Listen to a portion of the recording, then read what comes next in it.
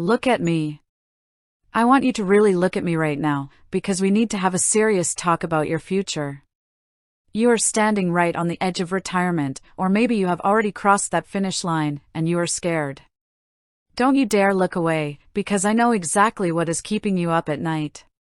You are terrified that you are going to run out of money before you run out of time. And why wouldn't you be?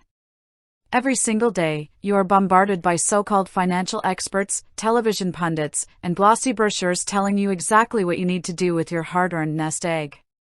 They look professional, they sound smart, and they use all these fancy, complicated words designed to make you feel like you aren't capable of managing your own financial destiny. But I am here today to tell you that the vast majority of that traditional, cookie-cutter advice is dead wrong. It is wrong, it is dangerous, and if you follow it blindly, it will ruin you. It made me realize that these mainstream experts aren't structuring plans to protect you, they are structuring plans to protect their own commissions and fees. They treat you like a number on a spreadsheet, completely ignoring the emotional, psychological, and practical reality of what it actually means to transition from earning a paycheck to living off your savings.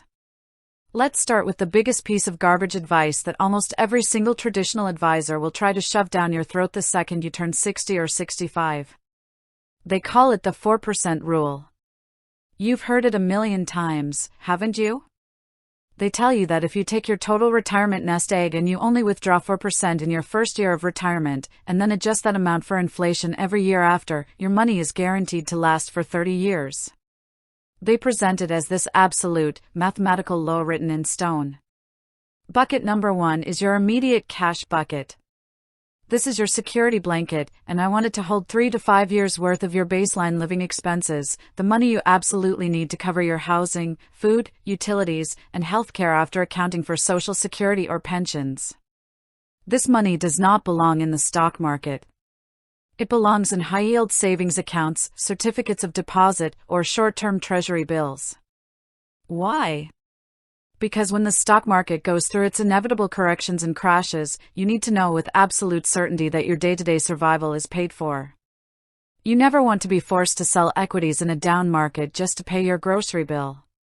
Having this cash bucket gives you the psychological freedom to let the rest of your money grow. Bucket number 2 is your income bucket, designed for years 6 through 10 of your retirement. This is where you hold conservative, income-producing assets like high-quality corporate bonds, dividend-paying stocks, and real estate investment trusts. This bucket provides a steady stream of cash flow to continually replenish your first bucket. Then, and only then, do you have bucket number 3? This is your long-term growth bucket for money you won't touch for 10 years or more. This is where you keep your diversified equity mutual funds and low-cost index funds. Because you have at least a decade of living expenses completely secured in buckets 1 and 2, you can ride out any market storm in bucket 3 without panicking.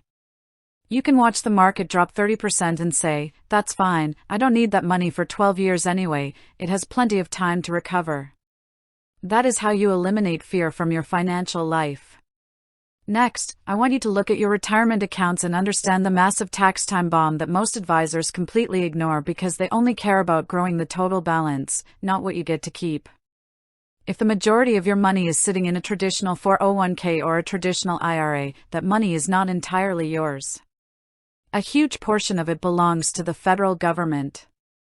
Every single dollar you withdraw from those accounts is going to be taxed at your ordinary income tax rate, and when you hit age 73 or 75, the government is going to force you to take required minimum distributions, whether you want to or not.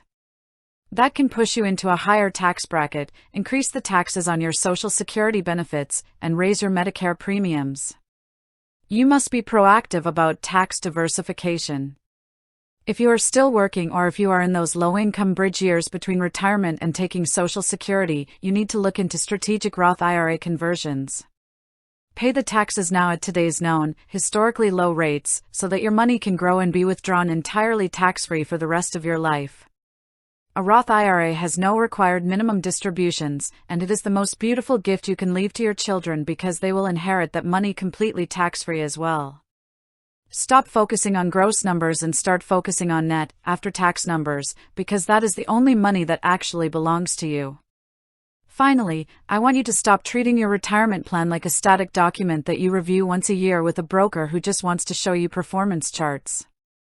You need to become the master of your own cash flow. Look at your recurring expenses right now. Cut out the fat, eliminate any lingering debt, especially high-interest credit card debt or car payments, before you officially retire. Entering retirement completely debt-free is the ultimate financial shield. It lowers your baseline monthly expenses, which means you need to withdraw less from your portfolio, which directly extends the life of your nest egg. Do not let the industry intimidate you with their jargon. Do not let them sell you products you don't understand just to ease your anxiety. Your money represents your life, your sacrifices, and your hard work. Own your future, protect your security, and stand up for your peace of mind, because nobody is going to care about your money more than you do. You can do this.